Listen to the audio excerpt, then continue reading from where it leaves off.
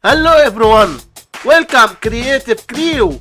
In this published video, 14 minus 11 which equals 3 times 14 minus 11 which equals 3. Now we have this problem, 3 times 3 which equals 9. But this answer is not correct because according to the order of operations we have to work on the parentheses first, then work on multiplication, and at last work on adding and subtraction. So first we do this subtraction, then this multiplication, and at last this subtraction. So we have first this parentheses 14 minus 11 3. So we have 14 minus 11 times 3.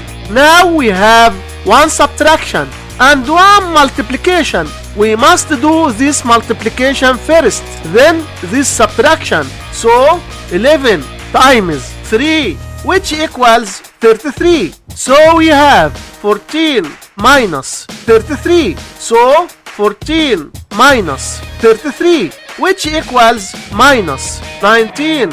And this is our final answer for this problem. Thanks for tuning in. Like, share and subscribe today.